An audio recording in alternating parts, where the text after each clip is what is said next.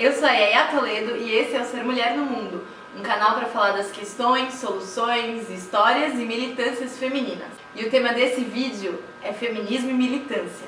Aê, eu queria uma bateria de escola de samba para comemorar esse vídeo. É 1, 2, 3 e...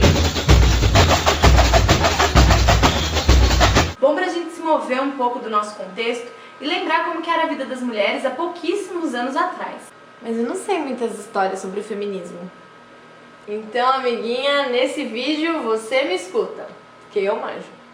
O feminismo é um estudo muito delicado, porque diferente de algumas ciências a que a gente já está habituado, ele é um movimento que cria sua própria teoria. Porque além da militância cotidiana, muitas mulheres de classe média, principalmente historiadoras, sociólogas, psicólogas, literatas e críticas literárias, puderam viver as transformações feministas e juntar os seus estudos a elas. Uma história que se faz ao vivê-la, porque tanto o feminismo teórico quanto o feminismo militante transbordam de seus limites. Aliás, como toda história deveria ser, né? Recontada, reanalisada, revista a partir de outras ferramentas. Ai, que técnico, né? Ferramentas. Convencionou-se dizer que o movimento feminista nasceu no século XIX. Mas muito antes disso, foram muitas as mulheres que contribuíram para uma nova forma de narrar-se e de colocar-se no status quo. Como a Cristina de Pisano, a Juana Inês de la Cruz e a imortal Mary Wollstonecraft. E antes do século XIX, teve até homens a defenderem o direito das mulheres. Esses pensadores de antes do movimento feminista são muitas vezes chamados de proto-feministas. Mas muitos estudiosos não aceitam esse termo não. E eu acho que não tem que aceitar mesmo. Nossa história não é nem tão grande, nem tão linear quanto esse termo pode supor. Ah, e daí, gente? É só um apelidinho entre os mais chegados. Quem não quiser não chama. O feminismo é dividido em 3 ondas. Ai, gente, isso eu acho lindo. Uma história não linear, de ondas com ápices, uma luta, outra. Você tá finalmente entendendo alguma coisa.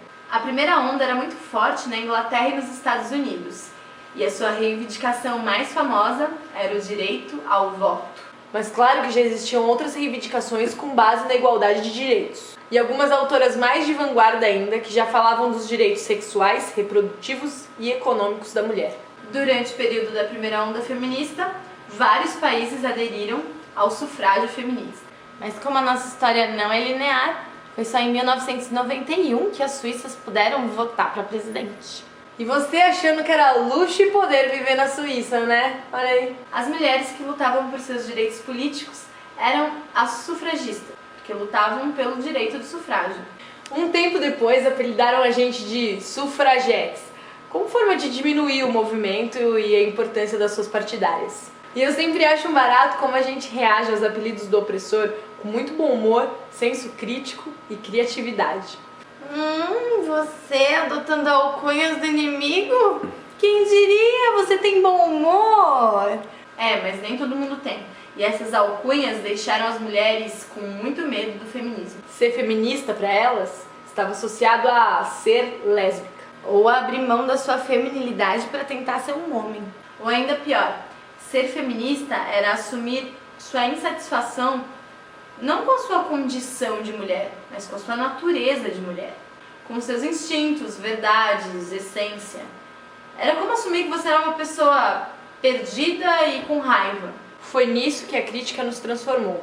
Por isso a gente decidiu que já era o momento de esclarecer algumas coisas e aprofundar mais em alguns assuntos. É o momento de ir para uma outra onda.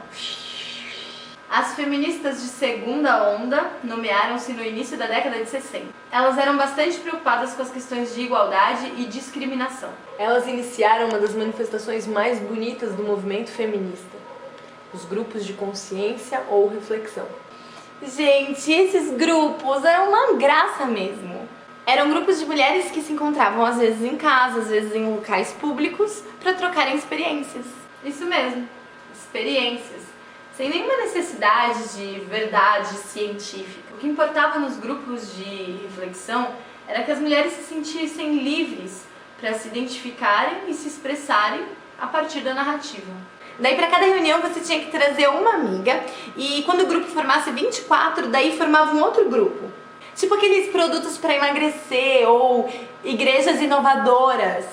Um modelo de pirâmide de crescimento, que diferente de alguns produtos, tinha um benefício final: o desenvolvimento de um sujeito histórico na mulher.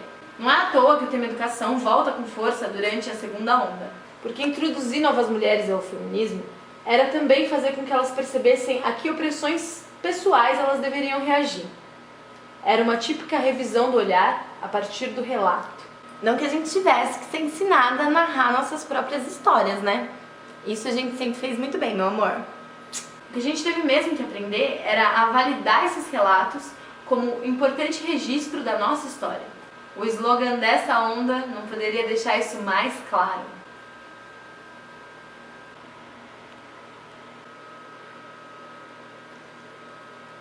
No Brasil, a segunda onda teve um oponente à la Tubarão do Spielberg.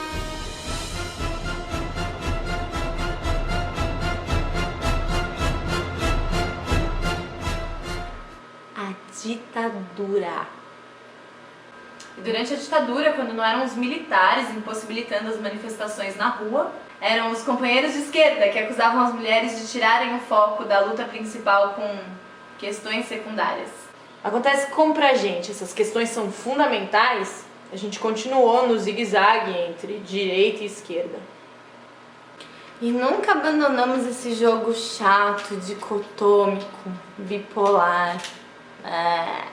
O feminismo de segunda onda trouxe muitas revoluções para o cotidiano das mulheres.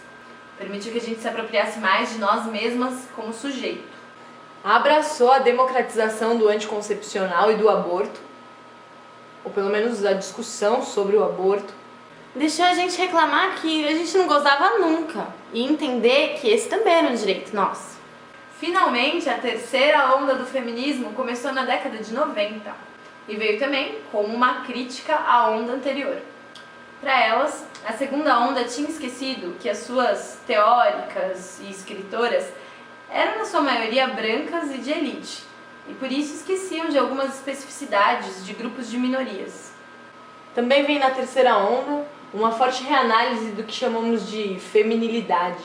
E de toda a sexualidade em geral. Existe mesmo uma preocupação queer e de inclusão de grupos. Porque quando aceitamos o pessoal como político, não imaginávamos que teria tanto pessoal para se manifestar. E alguns grupos feministas desqualificaram transexuais, travestis, homens, crianças como pertencentes ao feminismo. Esse pessoal que se politiza.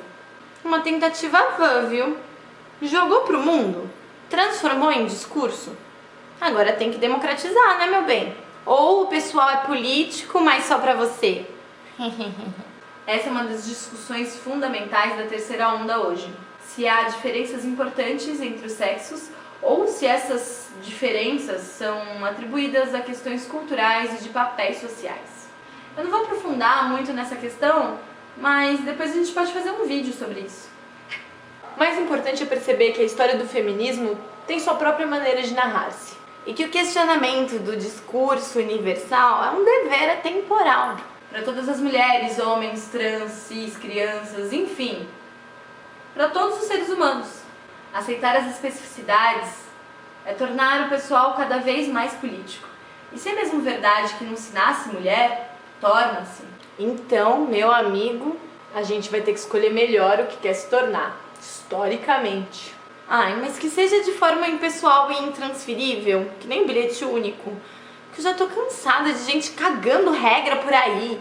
Principalmente com intenções patrióticas. O Ser Mulher sobre Feminismo e Militância fica por aqui, antes que isso vire bagunça. Um beijo, valeu pela resistência e até a próxima!